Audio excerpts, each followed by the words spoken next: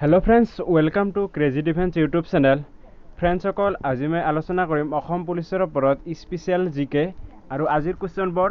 Assam related question হয় বহুত important কাৰণ আপোনালোকে নিশ্চয় ইতিমধ্যে গম পাইছে অসম পুলিচৰ এডমিট কাৰ্ড 8 তাৰিখে আহিব একেবাৰে 100% ৰিয়েল নিউজ এইটো 8 তাৰিখে আহিব এতিয়া আৰু আপোনালোকৰ বহি থকা সময় নাই এতিয়া আপোনালোকে যিমান পাৰে ষ্টাডি আৰু লগতে ফিজিকেলৰ ওপৰত ইকুৱেল গুৰুত্ব দিয়াটো একেবাৰে বাধ্যতামূলক হৈ পৰিছে সো ফ্ৰেন্ডস বেছি দেৰি নকৰি বলক আৰম্ভ কৰোঁ আজিৰ ভিডিওটো সো ফ্ৰেন্ডস আজিৰ প্ৰথমটো প্ৰশ্ন দিয়া আছে কোৱেশ্চন নম্বৰ 1 হৰাইঘাট দলং কোনে উদ্বোধন কৰিছিল very most important question Jawaharlal Nehru Tarun Gogoi Atal Bihari Vajpayee Maniram Dewan ইয়াৰ কাৰেক্ট আনসাৰ হ'ব ফ্ৰেন্ডস অপশন ক জৱাহৰলাল নেহৰু হ'ব কাৰেক্ট আনসাৰ কোৱেশ্চন নম্বৰ 2 2011 চনৰ ৰকপিয়ল অনুসৰি অসমৰ মুঠ জনসংখ্যা কিমান অপশন দিয়া আছে চাৰিটা ইয়াৰ কাৰেক্ট আনসাৰটো হ'ব ফ্ৰেন্ডস সকল ইয়াৰ কাৰেক্ট আনসাৰ হ'ব অপশন ক 3,11,69,272 হ'ব কাৰেক্ট আনসাৰ সো ফ্ৰেন্ডস মই বহুত ইম্পৰ্টেন্ট কোৱেশ্চন লৈ আছো মই অসম একেবাৰে সহজ প্ৰশ্ন দি আপোনালোকক ললিপপ দিব বিচৰা নাই কাৰণ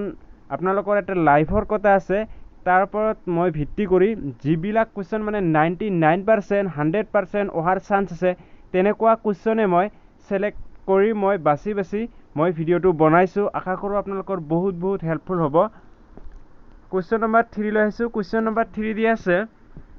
2011 চনৰ লোকপিয়লৰ সমীক্ষা অনুসৰি অসমৰ ভিতৰত সৰ্বাধিক জনসংখ্যা থকা জিলাখনৰ নাম কি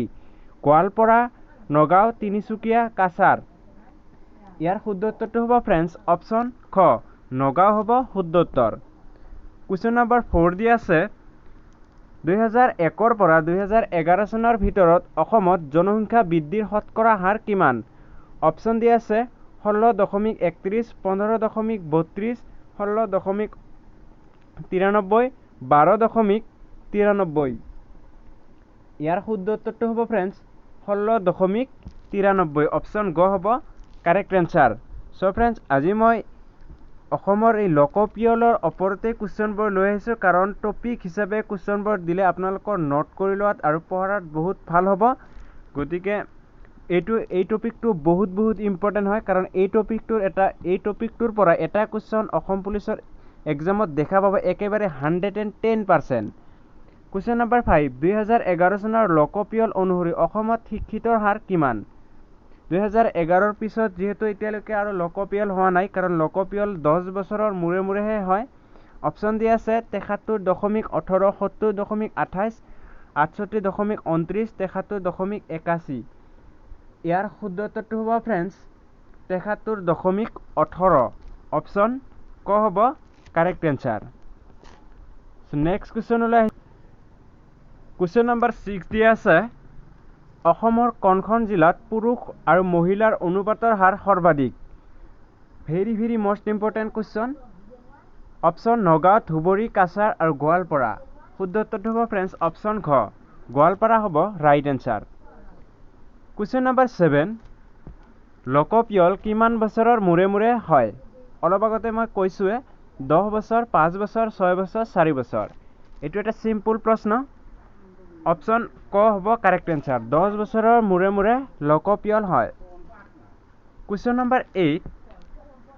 2001 চনৰ লোকপিয়ল অনুসৰি অসমত মহিলা আৰু পুৰুষৰ জনসংখ্যাৰ শতকৰা হাৰ কিমান অপশন দিয়া আছে ইয়াতে চাৰিটা আপুনি চুজ কৰিব পাৰে কোনটো কাৰেক্ট আনসাৰ ইয়াৰ কাৰেক্ট আনসাৰ হ'ব ফ্ৰেন্ডস 52 আৰু 52% আৰু 48% অপশন খ হ'ব কাৰেক্ট আনসাৰ কোৱেশ্চন নম্বৰ 9 দিয়া আছে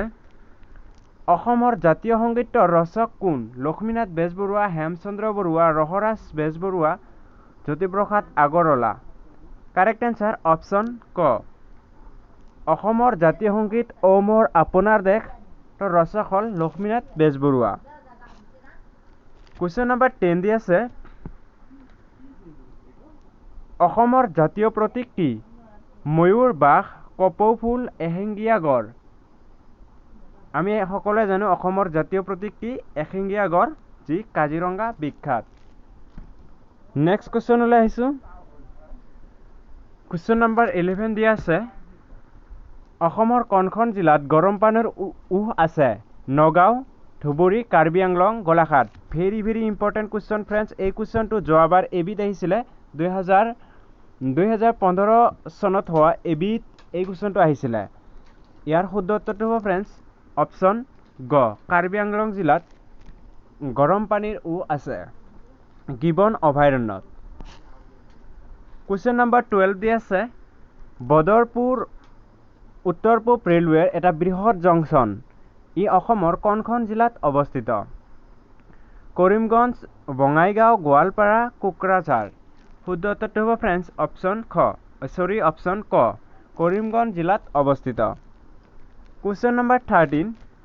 অসমৰ মাটিকালিয়ে দেশৰ সৰ্বমুঠ মাটিকালিৰ শতকৰা কিমান ভাগ আগুৰি আছে 2.30%, 2.39%, 2.50%, 2.49%। ইয়াৰ শুদ্ধ উত্তৰটো ফ্ৰেণ্ডছ অপশ্যন খ 2.39% প্ৰায় কুৱেশ্যন নম্বৰ 14 14 নম্বৰ কুৱেশ্যন অসমৰ মুঠ মাটিকালি কিমান এইটো এটা বহুত ইম্পৰ্টেণ্ট কুৱেশ্যন ইয়াৰ কাৰেক্ট এনসাৰ হ'ব ফ্ৰেণ্ডছ অপশ্যন ক ৭৮,৪৩৮ বৰ্গ কিলোমিটাৰ প্ৰায় কুৱেশ্যন নম্বৰ 15 ইয়াতে অপশ্যনবোৰ লিখা হোৱা নাই লোকসভাত অসমৰ সদস্য সংখ্যা কিমান অসমত লোকসভাৰ সদস্য সংখ্যা হ'ল 14 জন question number last question friends আজিৰ অসমৰ পৰা কিমানজন সদস্যক ৰাজ্যসভালৈ নিৰ্বাচিত কৰি পঠোৱা হয় 7 জন 14 জন 120 জন 5 জন ইয়াৰ শুদ্ধ উত্তৰটো হ'ব ফ্ৰেণ্ডছ অপশ্যন ক 7 জন পঠিয়া হয় আৰু ফ্ৰেণ্ডছ 120 হ'ল অসমৰ বিধানসভাৰ আসনৰ সংখ্যা আৰু লোকসভাত অসমৰ পৰা 14 জন নিৰ্বাচিত কৰা হয় আৰু ৰাজ্যসভাত 7 জন সো বহুত ভেৰি ইম্পৰ্টেণ্ট হয় কুৱেশ্যন কেইটা ফ্ৰেণ্ডছ আজিলৈ ইমানেই নিয়মিত ভিডিঅ' পাবলৈ চেনেলটো ছাবস্ক্ৰাইব কৰি ৰাখিব সো আজিলৈ ইমানেই পৰৱৰ্তী ভিডিঅ'ত লগ পোৱাৰ আশাৰে আজিলৈ